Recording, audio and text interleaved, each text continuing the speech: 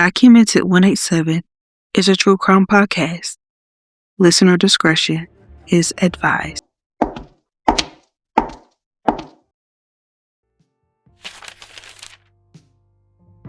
You've spent years building a life that looks good on paper, with a big house, a perfect family, and a reputation that makes people assume you have everything figured out. Meanwhile, the pressure is mounting. The details are no longer adding up, and the image you've worked so hard to protect is becoming harder to maintain. You convince yourself that the truth will cost you everything, including what you have, how people see you, and a place you believe you hold in the world. So how far are you willing to go to keep everyone believing the secret you've been selling? Far enough to lie, disappear, manipulate the people around you, individually convince yourself that somehow, in a disaster of your own making, you're still the hero. Let's go to Westfield, New Jersey in 1971, just 16 miles from Manhattan. Westfield offered the promise of stability with quiet streets, established neighborhoods, and a reputation as a place families aimed for once they felt they had finally made it. Well-kept colonial-style homes lined the roads, and the town carried itself with a sense of calm predictability that made people want to put down roots and stay. At the center of that image sat Breeze Knoll, a 19-room mansion at 431 Hillside Avenue that had been built in the late 1800s and restored in a way that reflected wealth without needing to announce it. White columns framed the entrance. Dark green shutters lined the windows, and a long circular driveway forced visitors to slow down before they ever reached the front door. Inside, polished floors stretched through rooms designed for entertaining, while the ballroom was crowned with a light green stained glass skylight rumored to have been designed by Tiffany. The List family was made up of 6 people, whose lives had become increasingly complicated in very different ways. Helen List was 46, and her life had already been shaped by grief long before she met John.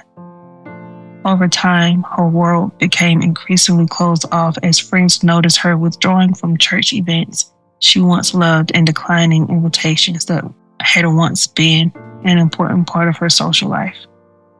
Her untreated illness brought tremors, depression, and a level of exhaustion that seemed to consume more of her with each passing year.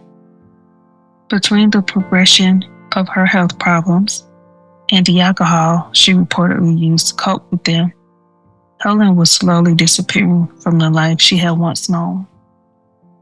Patricia List was 16 and a junior at Westfield High School, where she found a sense of freedom in the theater department. Her drama coach remembered her as intuitive and naturally comfortable on stage. But she was also one of the few people willing to admit something at home did not feel right. Maybe performing gave Patricia a sharper eye for the roles people played when they wanted to hide something. She noticed changes in her father and tried to speak up about them, but the adults around her dismissed her concerns as teenage drama. John Jr. was 15, an athlete and a rule follower who seemed to spend much of his time reaching for his father's approval. He wanted the nod, the acknowledgement that he was doing things correctly and becoming the son his father expected him to be. Frederick was 13, the youngest of the 3 children with an interest in science and mechanical things, and a life still wide open in front of him. John's mother, Alma, lived in her own space at Breeze Knoll and provided much of the household's financial support. She was a traditional woman with strong beliefs about duty and responsibility.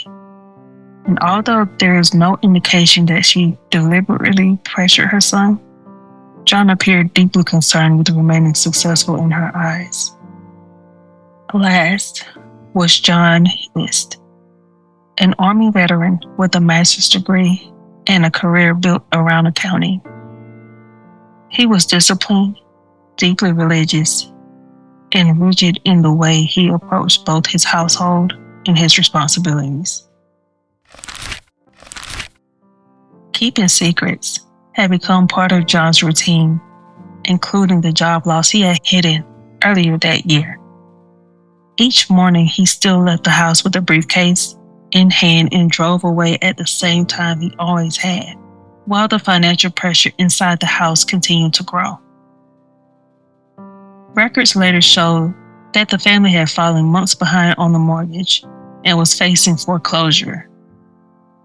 John had also begun using Alma's savings to cover expenses, pulling money from the account as the situation became more desperate and his options narrowed.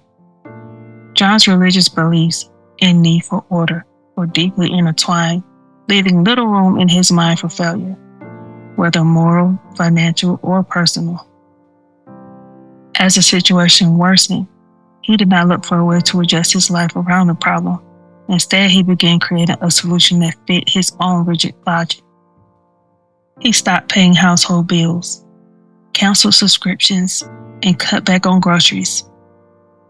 In early November, he wrote letters to the children's school explaining that they would be absent because of a family emergency. Then contacted the milk delivery service and stopped the weekly deliveries.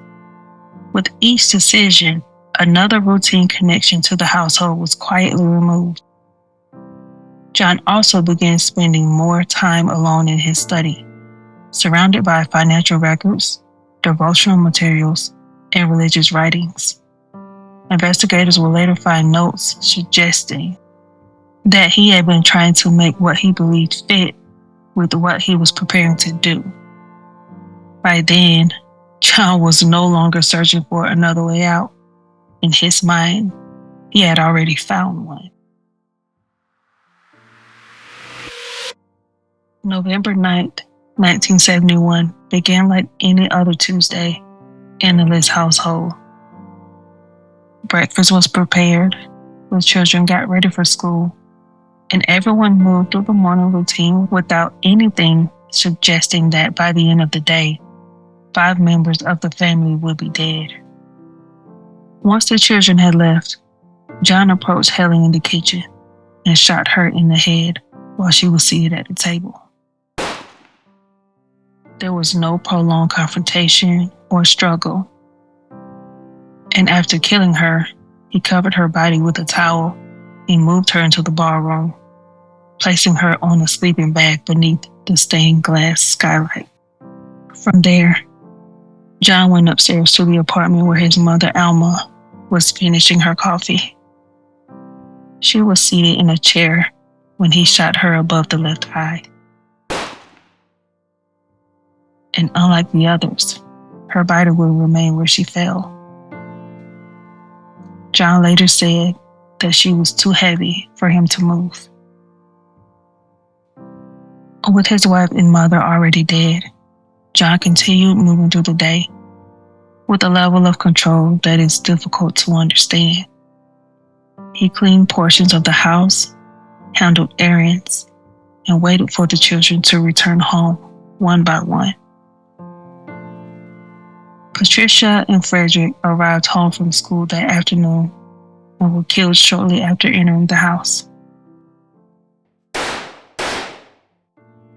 Their bodies were moved to the ballroom and placed beside their mother, while John Jr. remained away from home at a soccer game. Rather than simply wait for him to return, John drove to the game, sat among other parents, and watched his son play, while 4 members of his family were already dead.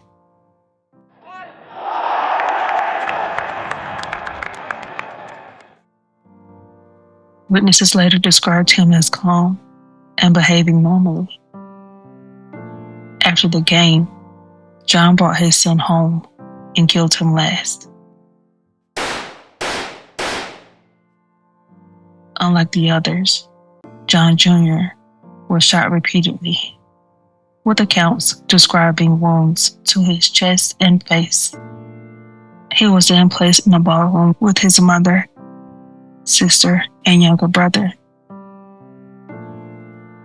John arranged the bodies side by side on sleeping bags and covered their faces, while Alma remained upstairs in her apartment.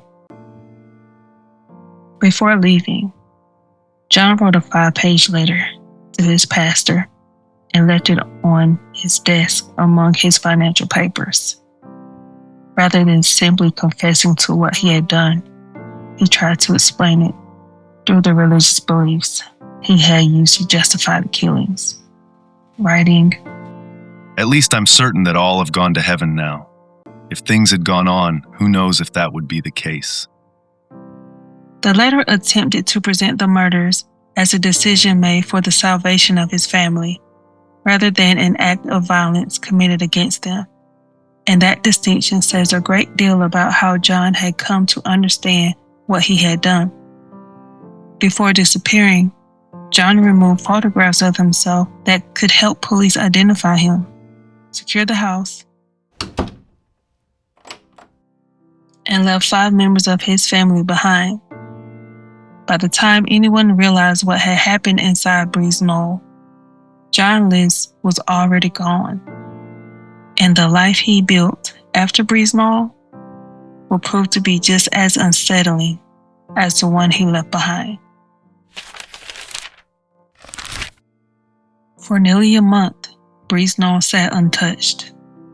The List family kept to themselves enough that their absence did not immediately alarm anyone, and the lights John had left burning helped create the impression that someone was still home. As the weeks passed, those lights began going dark one by one. And eventually, the quiet surrounding the house could no longer be explained away. On December 7, 1971,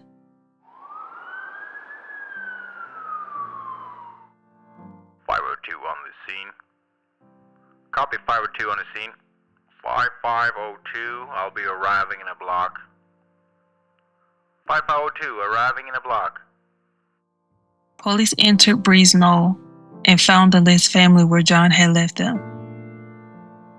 Helen and the 3 children were together in the ballroom, while Alma remained upstairs in her apartment. The discovery launched a nationwide search for John, but by then, he had been gone for almost a month. When the news broke, some compared the murders to one of New Jersey's most infamous crimes, the kidnapping and murder of Charles Lindbergh Jr. Jury, if the Lindbergh name doesn't ring a bell, that case was called the crime of the century. In 1932, the 20-month-old son of aviator Charles Lindbergh was kidnapped from his home in Hopewell, New Jersey. A ransom demand followed. The search captured national attention, and the child's body was eventually found nearby. So when people compared the List murders to Lindbergh, they were saying New Jersey had not experienced a crime with that level of horror and public attention in decades. His car was found parked at John F. Kennedy International Airport, though investigators found no evidence that he had boarded a flight from there. In the months that followed, the bank eventually repossessed Breeze Knoll, and the mansion was boarded up as curiosity seekers began treating the crime scene like an attraction. Local stories about the house only grew stranger with time. Former neighborhood children later recalled sneaking onto the property and daring each other to enter, while other accounts described signs of trespassing and rumors of ritual activity inside. Then, in August 1972, only 9 months after the bodies were discovered, Breeze Knoll burned to the ground. The fire was ruled arson, but no one was ever charged.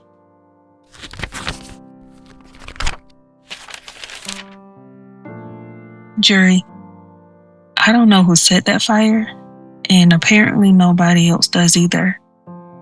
Maybe it was somebody messing around, or somebody who was tired of feeling whatever that house brought up every time they drove past. As the years passed, the manhunt became a cold case. Tips came in, these were checked, and the file remained open. But John was living under the name Robert Bob Peter Clark. He settled in the Denver area, worked in accounting, attended a Lutheran church, and built a life remarkably similar to the one he had abandoned in New Jersey. He became known as quiet, dependable, and deeply involved in church life, even organizing carpools for members who needed rides. In 1985, he remarried, and a few years later, he and his wife moved to Midlothian, Virginia, where he continued working as an accountant. Jury, really? This man murdered his entire family, changed his name, and then went right back to church like nothing happened.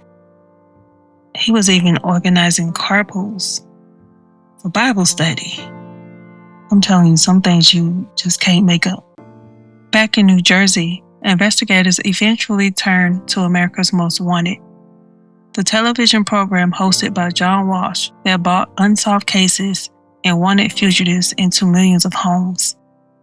The list murders were nearly 18 years old by then, and producers initially needed a reason to believe that airing such an old case could still lead somewhere. Jury, I was listening to John Walsh talk about this case in an interview featured by the Father Wants Us Dead podcast, and he said one letter helped change his mind. It came from Frederick's childhood best friend, who had continued visiting his grave every few months for years. He wanted someone to help find the man who had murdered his friend, and John understood what it meant to wait for justice after losing a child. His own son Adam had been abducted and murdered years earlier, and that loss shaped the work he went on to do. Once America's Most Wanted agreed to feature the case, forensic sculptor Frank Bender was brought in to create an age-progressed bust showing what John might look like after nearly 18 years. Bender worked with forensic psychologist Richard Walter, combining List's old photographs with an assessment of the life he was likely living. The goal was to age more than his face. They considered his personality, habits, and the conservative way he might continue presenting himself. Even the heavy glasses placed on the finished bust were chosen deliberately. The result was unsettlingly close to the man John List had become. On May 21st, 1989, America's Most Wanted aired the List case. Among the viewers was former Denver neighbor Wanda Flannery, who recognized the man she had once known as Bob Clark and called the tip line. Thanks for calling us. How can I help you? Less than 2 weeks later, on June 1st, FBI agents arrested John at the Virginia accounting firm where he worked. Jury, let me tell you something. There is absolutely no way I could have seen my old neighbor sitting up there on television in sculpture form, identified as a man wanted for killing his entire family, and acted normal. Okay, I would have fallen clean out, gotten back up, checked every lock in my house, and then called the tip line myself, because I lock him up. When investigators approached him at work, he insisted they had the wrong man and continued identifying himself as Robert Clark. Fingerprints confirmed that Robert Bob Clark and John List were the same person. But even after his arrest and return to New Jersey, he continued denying his true identity for months before finally admitting who he was. His second wife, Dolores, publicly defended the man she knew. She told reporters that the accusations were unbelievable and described her husband as gentle, loving, and protective. Jury. Miss Clark said, "Y'all got the wrong one, baby. Not her husband." Years later, during a television interview with Connie Chung, John explained that suicide had never been an option because he believed taking his own life would keep him out of heaven.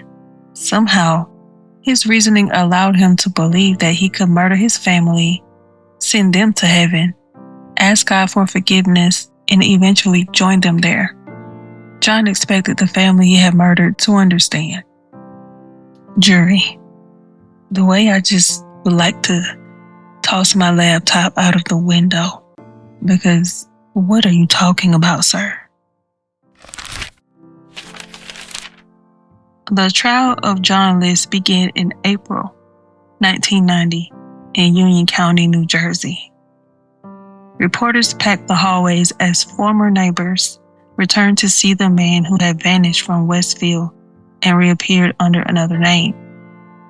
People who had been children in 1971 arrived as adults, trying to reconcile their memories of Breeze Knoll with the man now sitting at the defense table. Jury. He sat there like he was waiting for an oil change instead of going through a murder trial. People in the courtroom described him as monotone, detached, and matter of fact, no visible emotion or remorse, just a man calmly talking about the deaths of his own family. The defense focused on John's mental state, arguing that he suffered from depression, post-traumatic stress, and psychological collapse after years of financial pressure, rigid religious beliefs, and a growing sense that he had felt everyone who depended on him. Jury. Mental health is real. It affects people every day, and not everyone gets the help they need. But let's be clear, that's not entirely what this is. The man may have been depressed, but there were other things driving him toward this belief that murder was his only option. But I thought, you know what? Let's move on. The prosecution walked jurors through the collapse of John's life and the choices he made as it happened. Their argument was simple.